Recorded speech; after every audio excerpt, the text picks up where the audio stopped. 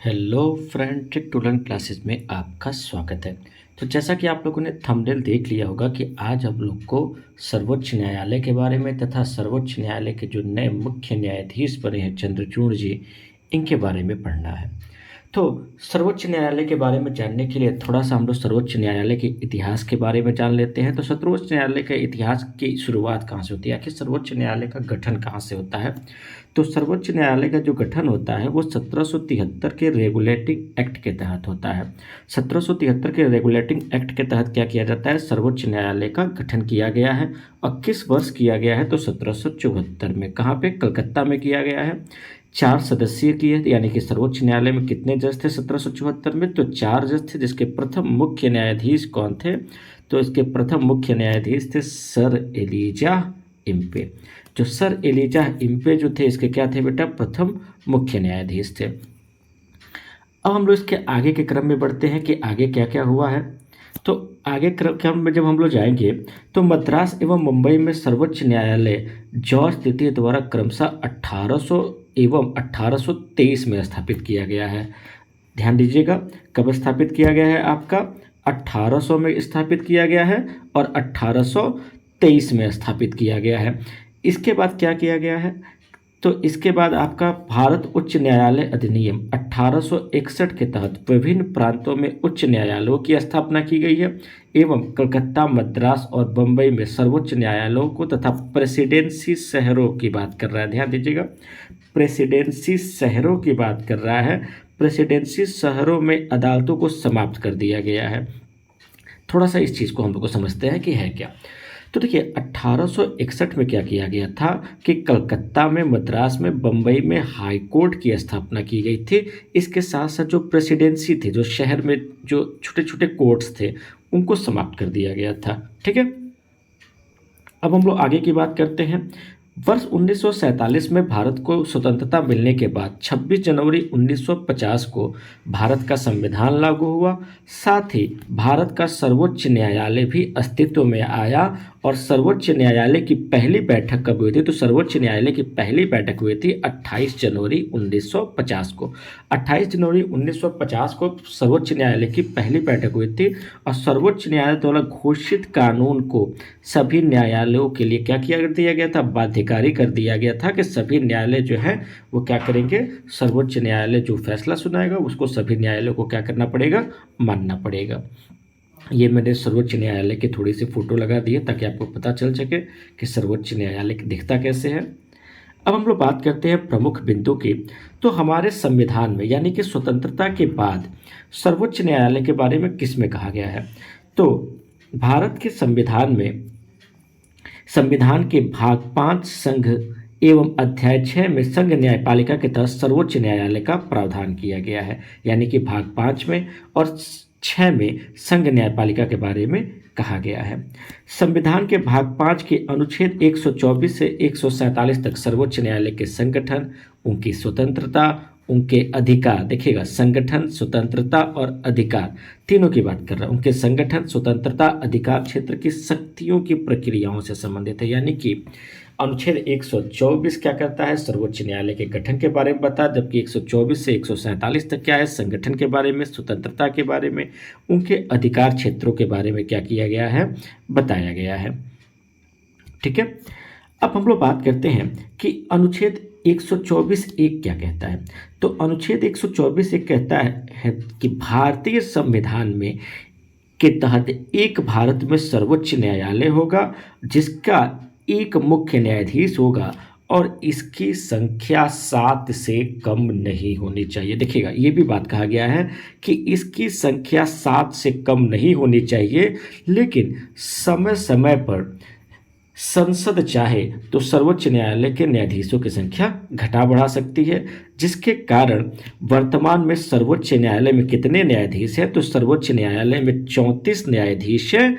और ये 34 की संख्या कब आई थी, 2019 में।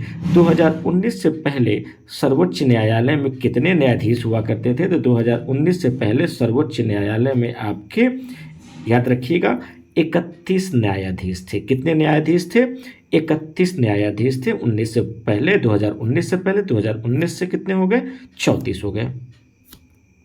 अब हम लोग आगे की बात करते हैं कि आगे क्या क्या इंपॉर्टेंट फैक्ट्स हैं। सॉरी, थोड़ा सा वो मिस्टेक हो गया। तो हम लोग आगे की बात करते हैं। स्वतंत्र भारत के सर्वोच्च न्यायालय के प्रथम मुख्य न्यायाधीश कौन थे? यानी कि अगर आपके एग्जाम में पूछ दिए कि सर्वोच्च न्यायालय के प्रथम मुख्य न्यायाधीश कौन थे, तो न्यायमूर्ति श्री एच.जे. कानिया। एच.जे. कानिया जो थे वो सर्वोच्च न्यायालय के प्रथम मुख्य न्यायाधीश थे। अगर ये थोड़ा सा क्वेश्चन आपके एग्जाम में घुमा दे और ये कह दे कि सर्वोच्च न्यायालय के प्रथम महिला मुख्य न्यायाधीश कौन थी, तो वो थी आपकी फातिमा बीबी। ठीक है, नेक्स्ट हमारा पॉइंट है कि सर्वोच्च न्यायालय में न्यूनतम गणपूर्ति संख्या कितनी है, तो 3। देखिएगा, एक चीज याद रखिएगा, जब कभी भी सर्वोच्च न्यायालय की बात करेगा, सदन की बात करेगा, कहीं भी जब गणपूर्ति संख्या आएगी तो याद रखिएगा 1/10। किसी की भी गणपूर्ति संख्या 1/10 होती है। ठीक है, अगर यही कहते हैं कि लोकसभा में गणपूर्ति संख्या कितनी है, तो लोकसभा में कितनी सीटें हैं, तो 545। अब 545 का 1/10 निकाल दो, 54.5, यानी कि लगभग 55 की हम लोग बात करते हैं।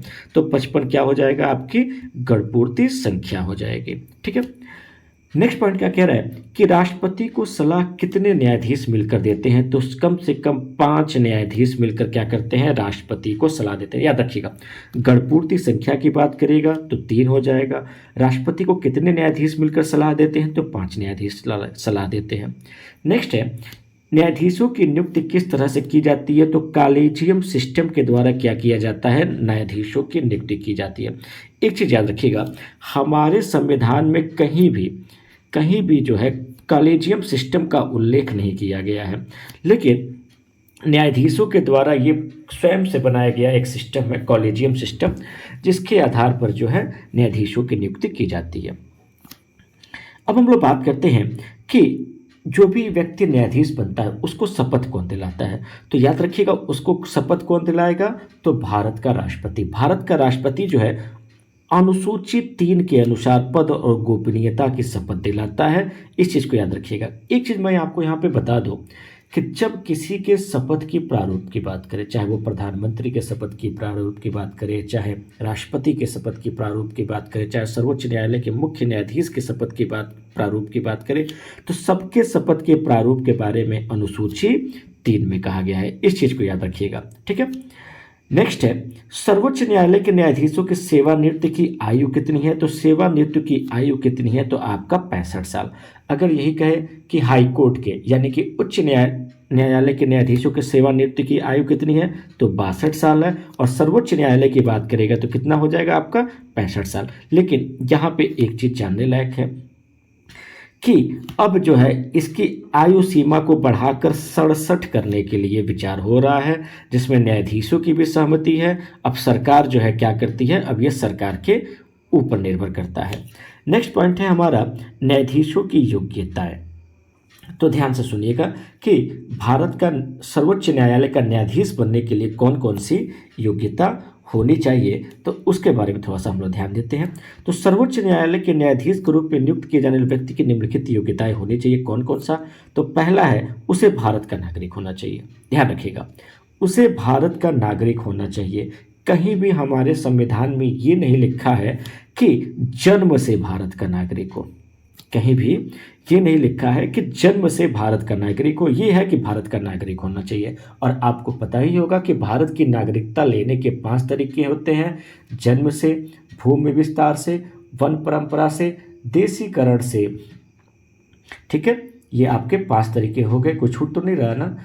तो याद रखिएगा, 5 तरीकों से क्या होता है कि आपका भारत की नागरिकता ली जा सकती है। और 5 तरीकों में किसी भी तरीके से अगर आप भारत के नागरिक हैं तो आप सर्वोच्च न्यायालय के या हाई कोर्ट के मुख्य न्यायाधीश या अन्य न्यायाधीश बन सकते हैं।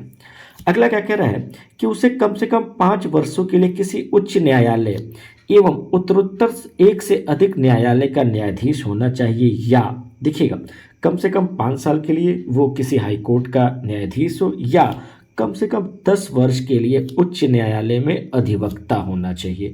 तो देखिए, या तो वो न्यायाधीश हो या तो 10 साल तक वो क्या करता रहे, प्रैक्टिस करता रहे, तो वो भी क्या हो सकता है, वो भी आपका भारत का न्यायाधीश बन सकता है। ठीक है, अगला पॉइंट आपका है कि उसे राष्ट्रपति के मत में एक प्रतिष्ठित न्यायवादी होना चाहिए, यानी कि राष्ट्रपति जो है उसको एक प्रतिष्ठित न्यायवादी समझे। सर्वोच्च न्यायालय के न्यायाधीश के रूप में नियुक्ति के लिए कोई भी न्यूनतम आयु निर्धारित नहीं की गई है। ये नहीं है कि किसी भी, जैसे आपने देखा होगा कि लोकसभा सदस्य की न्यूनतम आयु है, राज्यसभा सदस्य की न्यूनतम आयु, विधानसभा सदस्य की न्यूनतम आयु है, विधान परिषद सदस्य की न्यूनतम आयु है, वहाँ पे कहीं भी अधिकतम आयु की बात नहीं की गई है। लेकिन जब न्यायाधीशों की हम लोग बात करते हैं तो इसमें कहीं भी न्यूनतम आयु की बात नहीं की गई है, जबकि अधिकतम आयु जो है 65 वर्ष की बात की गई है। अगर हाईकोर्ट के हैं तो 62 वर्ष की बात की गई है। ये चीज़ को ध्यान देना है आपको। अगला हमारा पॉइंट है कि क्या न्यायाधीशों को अपदस्थ किया जा सकता है। इसका मतलब क्या है कि क्या न्यायाधीशों को उनके पद से हटाया जा सकता है। तो इसको थोड़ा सा ध्यान से समझिएगा, कहता क्या है।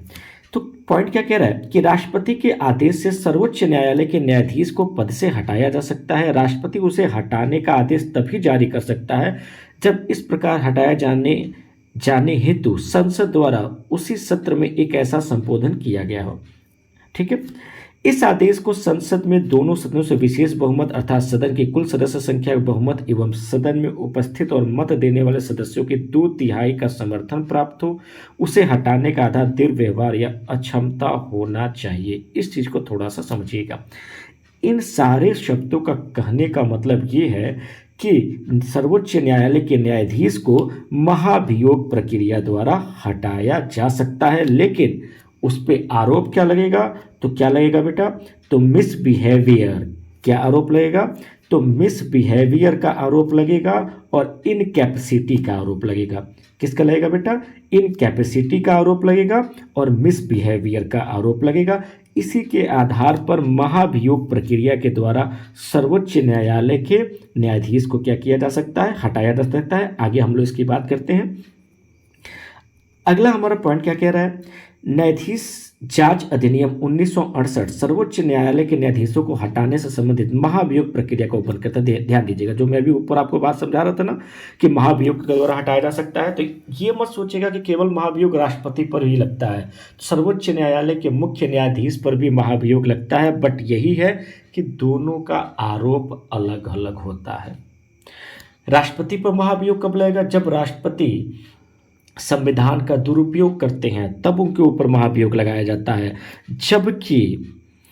जबकि सर्वोच्च न्यायालय के न्यायाधीश के ऊपर महाभियोग कब लगेगा कि जब वो क्या हो, दुर्व्यवहार करता हो और उसके अंदर निर्णय देने की क्षमता ना हो, अक्षमता हो, तब जाकर जो है उसके ऊपर क्या किया जा सकता है, महाभियोग प्रक्रिया द्वारा उसको भी हटाया जा सकता है। अब हम लोग बात करते हैं कि क्या अभी तक किसी भी सर्वोच्च न्यायालय के मुख्य न्यायाधीश पर महाभियोग लगा है कि नहीं लगा है। तो इसका उत्तर देखिए कि अभी तक किसी के ऊपर महाभियोग नहीं लगाया गया है। अभी तक किसी भी ऐसे सर्वोच्च न्यायालय के न्यायाधीश के ऊपर महाभियोग नहीं लगाया गया है। जबकि न्यायमूर्ति वी रामास्वामी 1991 से 1993 तक इनका कार्यकाल रहा है और न्यायमूर्ति दीपक मिश्रा काफ़ी फेमस न्यायमूर्ति रहे 2017 से 2018। इनके खिलाफ महाभियोग का प्रस्ताव संसद में आया था लेकिन पारित नहीं हो पाया। तो ये भी चीज़ आपके जानने योग्य है।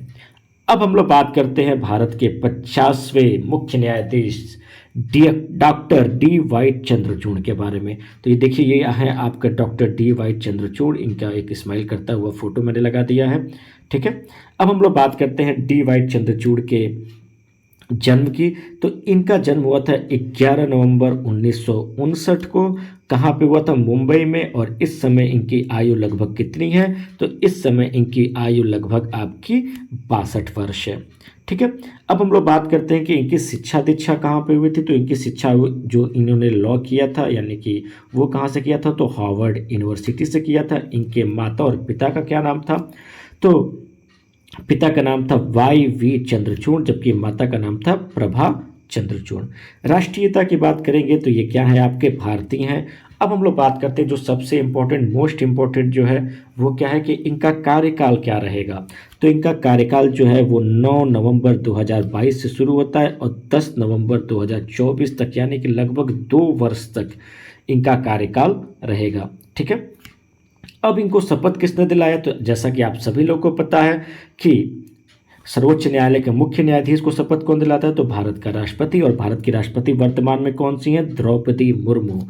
द्रौपदी मुर्मू जो है भारत की राष्ट्रपति हैं। इन्होंने क्या किया है? इसका शपथ दिलाया है।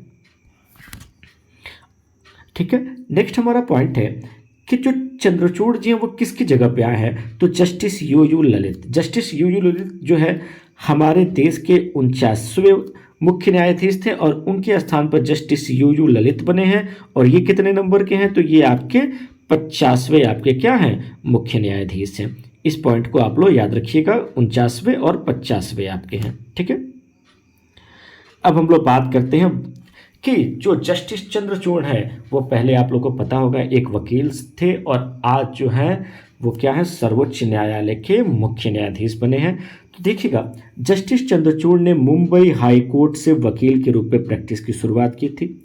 1998 से लेकर वर्ष 2000 तक additional solicitor general of India रहे हैं। देखिएगा, सॉलिसिटर जनरल ऑफ इंडिया नहीं है, additional solicitor general of India है। इसके बारे में हम लोग आगे बात करेंगे किसी वीडियो में, वीडियो बहुत ज़्यादा लंबा हो जाएगा। नेक्स्ट देखिए, 29 मार्च 2000, सॉरी ये थोड़ा सा 10 जो है वो गलती से हो गया है, 29 मार्च 2000 को मुंबई हाई कोर्ट के अतिरिक्त जज के रूप में ये नियुक्त हुए हैं। देखिएगा यहाँ पे 10 नहीं है, 29 मार्च वर्ष 2000 को मुंबई हाई कोर्ट में अतिरिक्त जज नियुक्त हुए। इसके बाद 31 अक्टूबर 2013 को इलाहाबाद हाई कोर्ट के मुख्य न्यायाधीश नियुक्त हुए और 13 मई 2016 को ये आपके सर्वोच्च न्यायालय के जज बने हैं और 9 नवंबर वर्ष 2022 को ये क्या हुए हैं? आपके सर्वोच्च न्यायालय के चीफ जस्टिस बने हैं। अब हम लोग बात करते हैं कि इनके कार्यकाल में कौन सा इम्पोर्टेंट फैसला आया है। तो इनके कार्यकाल में यानी कि जस्टिस चंद्रचूड़ के कार्यकाल में कौन कौन सा इंपॉर्टेंट फैसला है? तो जो नोएडा का ट्विन टावर गिराने का फैसला है ये किसने दिया था? तो जस्टिस चंद्रचूड़ ने दिया था। याद रख, अभी हाल ही में काफ़ी ज़्यादा सुर्खियों में छाया हुआ था ट्विन टावर। आवश्यकता से ज़्यादा इन्होंने कई मंजिलें बना दिए थे, एक मानक का इन्होंने पालन नहीं किया था जिसके कारण इसको गिराने का आदेश आ गया था। अगला, एडल्ट्री लॉ पर भी इन्होंने एडल्ट्री लॉ पे इन्होंने काफ़ी अच्छा फैसला दिया था। फिर हादिया केस पे इन्होंने अपना फैसला दिया था। सबसे इम्पोर्टेंट चीज़, निजता के मामले को इन्होंने मौलिक अधिकार बनाया है, यानी कि किसी भी व्यक्ति का जो निजता है वो उसका एक संवैधानिक स्वतंत्रता है, वो एक स्वतंत्रता है निजता। जरूरी नहीं है कि वो हर चीज़ आपसे अपने पर्सनल चीज़ आपसे शेयर करे। तो इसको निजता का मामले को इन्होंने मौलिक अधिकार बनाया था। और जो लास्ट वाला इनका फैसला था वो अविवाहित को भी अबॉर्शन कराने का अधिकार जो है इन्होंने दिया था। ये 5 जो है सबसे इनके महत्वपूर्ण फैसले थे। अगर आपको हमारा वीडियो अच्छा लगा हो तो प्लीज़ इसको लाइक, सब्सक्राइब और शेयर ज़रूर कीजिएगा। और ज़्यादा से ज़्यादा ऐसे ही अट्रैक्टिव वीडियो पाने के लिए मुझे ज़रूर कमेंट करें। Thank you.